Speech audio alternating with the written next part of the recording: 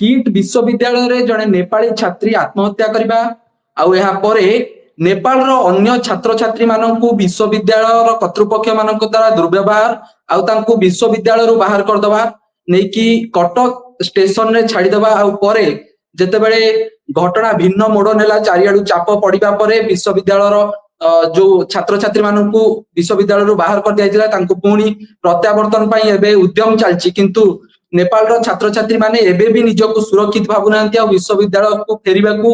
उचित मनुनांती यार भितरे किंतु विश्वविद्यालय कर्तृपक्ष उपरे विभिन्न महलू कार्यानुष्ठान दाबी होउची विभिन्न संगठन पक्षरु कार्यानुष्ठान दाबी रे आंदोलन करा जाउची आज छात्र कांग्रेस पक्षरु बाणी बिहार रे किट रो जे प्रतिष्ठाता रहिचंती अच्युत सामंतक गिरफ आउ किट विश्वविद्यालय डीम्ड विश्वविद्यालय जो मान्यता रही प्रत्याहार करने दाबी रे विक्षोभ प्रदर्शन करा जायछि पूर्व युव कांग्रेस दाबी को नहीं कि किट विश्वविद्यालय सामने विक्षोभ करथिला युव कांग्रेस पक्षरु पुलिस कमिश्नर को भेटिकी अच्युत सामंतक विरोध रे एफआईआर दिया जायछि ए संपर्क में आम सहित अधिक आलोचना करने पई युव कांग्रेस रो media cell row chairman रहिचंती Sudeep सामल आपण आज देखिबे पूर्व युव कांग्रेस एको नहीं उठे आंदोलन करछि आज छात्र कांग्रेस आंदोलन करछि किंतु घटना को सप्ताह बीती भी एपर्यंत विश्वविद्यालय कर्तृपक्ष जो माने उच्च पदस्थ अधिकारी अछंती किंबा प्रतिष्ठाता ऊपर कार्यानुष्ठान दाबी करा किंतु एपर्यंत कौन कार्यानुष्ठान निया जाउनी या पर आपनकर कोन प्रतिक्रिया देखंतु अच्युत सामंत जने एपरी व्यक्तित्व जेतले बिजु जनता दल सरकार रे थिले सेतेबेले से जमी सेठी जो लोकल लोकन को डरेई धमकेई ता सहित जो जंगल जमी से एरिया रे अछि ताकू हड़प करी सेठी तांकर से साम्राज्य विस्तार करथिले सेतेबेले मध्य से पावरफुल थिले तांको ऊपर कोनोसी कार्यानुष्ठान करा जाय नतला ए जो आत्महत्या घटना की हत्या घटना ए घटना आजिकार प्रथम कथा नुह या पूर्व बहु हत्याकांड आत्महत्या सेठी किट भितर करा जायछि किंतु पुलिस सेठी नीरव दष्टा साजिछि ता सहित सेतेबेलर जो सरकार थला बिजु जनता दल सरकार तांको सरकार रे ये एमपी थिले जेहेतु ये एमपी थिले बिजु जनता दल जो क्षमता जो कोठरी थिला कोठरी मध्य ये रहउथिले तांको ऊपर बिजु जनता दल हयतुक अनुकंपा देखौथला जेतेबेले वर्तमान बिजु जनता दल सरकार जाईची नुआ बीजेपी सरकार आसी ये अच्युत सामंत एते पावरफुल व्यक्तित्व जे एबे बिजु जनता दल छाड़ी एबे भारतीय जनता पार्टी रो गेला पुओ साजिचंती काहे कि आज केंद्र शिक्षा मंत्री धर्मेंद्र प्रधान ए घटना रे चुप बसचंती सारा विश्व रे आज ओडिशा निंदित होईची जो भली भाव रे गोटे नेपाली छात्री आत्महत्या कला एवं छात्र छात्री माननकु निरीह छात्र छात्री माननकु लोकल गुंडा लगई मार मरा गला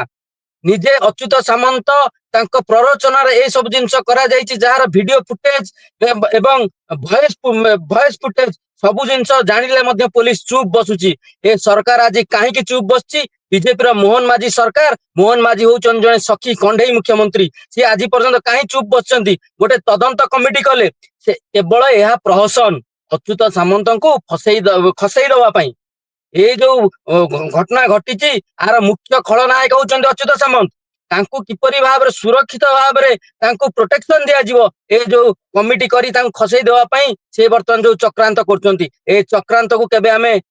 सफल करिया को दबु नै युव कांग्रेस छात्र कांग्रेस सब बेले स्टूडेंट मानक सहित थिला लोक मानक सहित अछि एभली दलाल एभली शिक्षा व्यापारी एमानक विरुद्ध रे जे पर्यंत दृढ़ कार्यानुष्ठान न करा जायछि से पर्यंत युव कांग्रेस छात्र कांग्रेस चुप बसिबो नै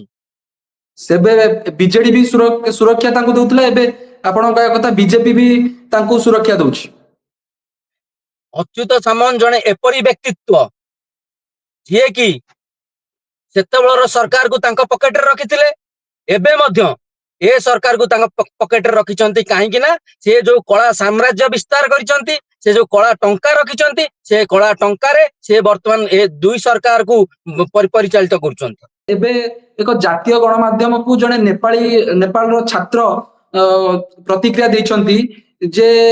जेतेबेले प्रकृति लामसाल जो छात्री मृत्युवरण कले तांकु जेतेबेले प्रथमतः पुलिस जने छात्री जेतेबेले आत्महत्या करचंती पुलिस को अंततः माने प्रथम खबर देई कि पुलिस उपस्थिति रे से छात्री को उद्धार करिवार थिला एक तो विश्वविद्यालय कर्तृपक्ष एटा गोटे बड़ भूल बोली कुआ जाउची तापरे से छात्र एबे अभियोग करचंती जे जेतेबेले प्रकृति को फैन रु तांकु ओल्हा जाउची सेतेबेले तांकर निश्वास चलीथिला ଆଉ ସବୁଠୁ ବଡ କଥା ହେଲା ସେଦିନ କିଟ୍ ରେ ଗୋଟେ ବଡ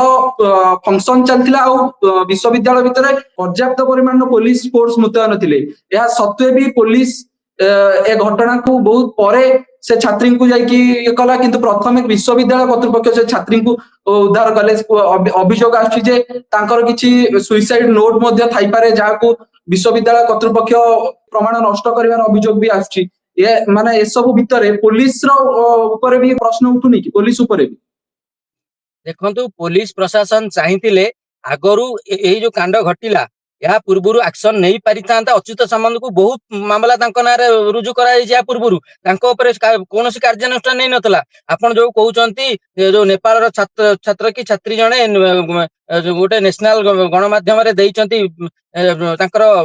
ରଖିଛନ୍ତି ବକ୍ତବ୍ୟ ରଖିଛନ୍ତି, ସେ ଛାତ୍ରୀଟି ଯେତେବେଳେ ଫ୍ୟାନରୁ ତାଙ୍କର ରସି କଢାଗଲା ସେତେବେଳେ ସେ ଜୀବିତ ଥିଲେ। ପୋଲିସ କାହିଁକି ଏ କଥାକୁ ସାର୍ବଜନୀନ କରୁନି?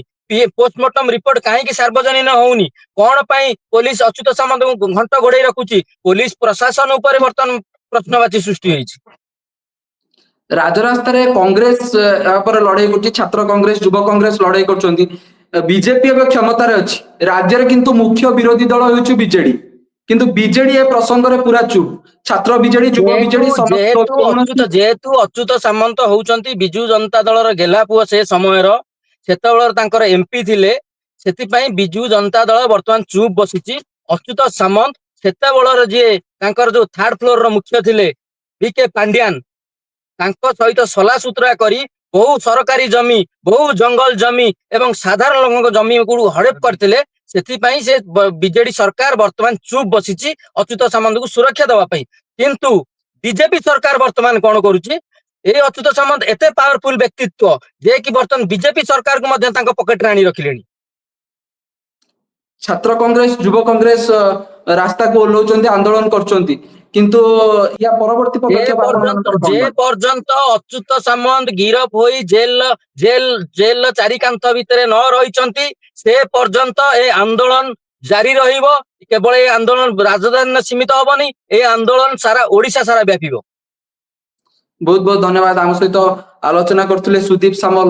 ପ୍ରଦେଶ ଯୁବ କଂଗ୍ରେସର ମିଡିଆ ସେଲର ଚେୟାରମ୍ୟାନ। ଏ ପ୍ରସଙ୍ଗରେ ଆମେ ଆଗକୁ ମଧ୍ୟ ଆପଣଙ୍କୁ ନୂଆ ନୂଆ ଯାହା ତଥ୍ୟ ଆସିବ, ଯାହା ଅପଡେଟ ଆସିବ ଆପଣଙ୍କ ପାଖରେ ପହଞ୍ଚାଇବୁ। ସେ ପର୍ଯ୍ୟନ୍ତ ରହୁଛୁ, ନମସ୍କାର।